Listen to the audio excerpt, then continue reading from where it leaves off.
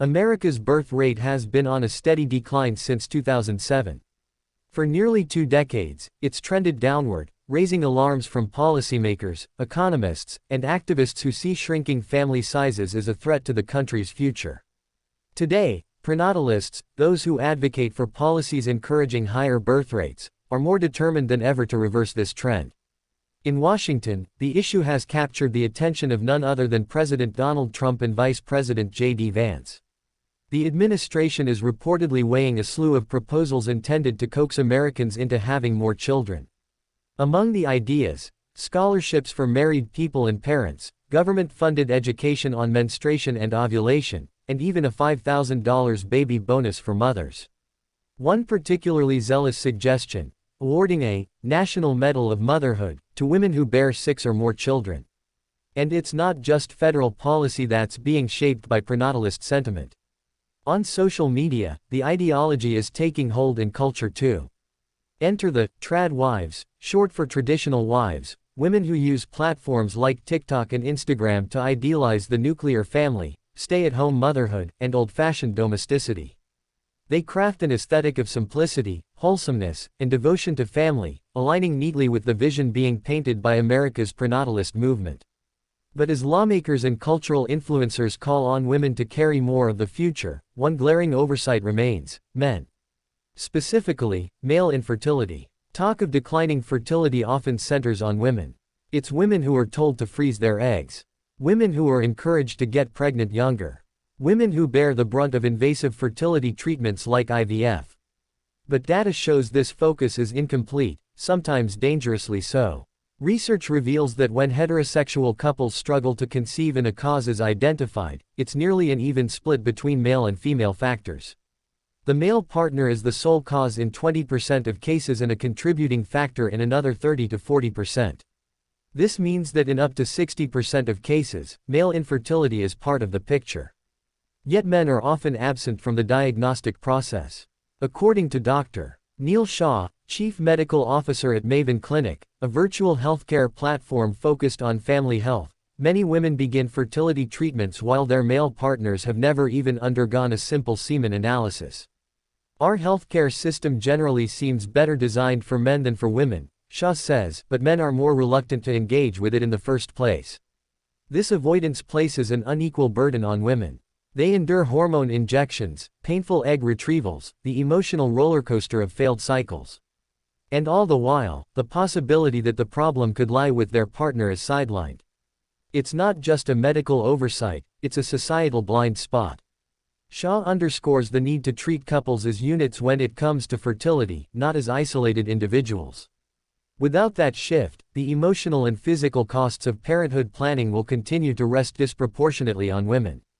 And in a culture that is urging women to do their part to raise the birth rate, that imbalance is not just unfair, it's unsustainable. The fixation on women's fertility also stems from outdated narratives about gender and reproduction. There's an ingrained belief that baby making is a female responsibility, biologically and socially. Women are seen as the gatekeepers of reproduction, while men's roles are often simplified and overlooked. But sperm quality matters. Hormone levels matter. Testicular health matters. And if America is serious about increasing its birth rate, ignoring these facts won't work. Part of the problem is education. While schools may offer basic sex education, discussions around male fertility are rare.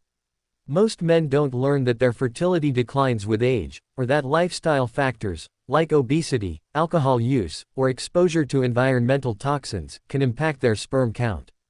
And even among adults, male reproductive health isn't taken seriously unless there's a crisis. This lack of awareness has consequences. Another issue is stigma. For many men, the idea of infertility strikes at the core of identity. It's tied to masculinity, potency, and ego. A diagnosis can feel emasculating, leading some men to avoid testing altogether.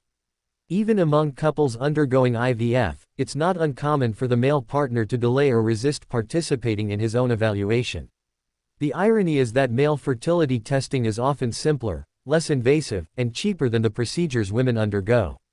A semen analysis takes minutes. Meanwhile, women can spend months preparing for and recovering from IVF cycles. The disparity in effort and suffering is stark. This isn't just a personal health issue. It's a public policy failure. If government officials truly want to increase birth rates, they must address male fertility as a matter of national concern. That means funding research. It means launching public health campaigns that speak directly to men. It means including male reproductive health in sex education curricula. It means normalizing conversations that are long overdue. It also means reconsidering who gets the support. Pronatalist proposals like baby bonuses and scholarships often focus on women, reinforcing the idea that reproduction is their sole domain. But raising the birth rate isn't just about persuading women to have babies. It's about building an infrastructure where families can thrive together. Childcare, parental leave, flexible work policies. These aren't fringe ideas, they're foundational. If the government wants more babies, it needs to make having and raising children viable for everyone.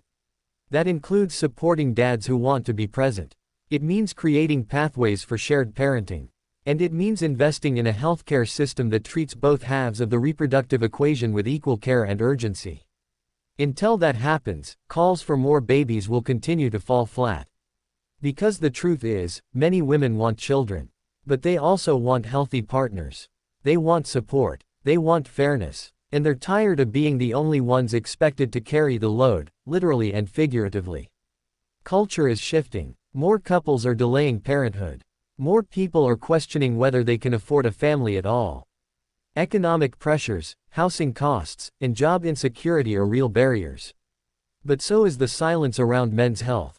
As long as we treat fertility as a women's issue, we're only solving half the puzzle. We'll keep pouring resources into IVF clinics and baby bonuses, while ignoring the man standing silently in the background, never tested, never treated, never asked to show up. America can't afford to keep pretending he's not there.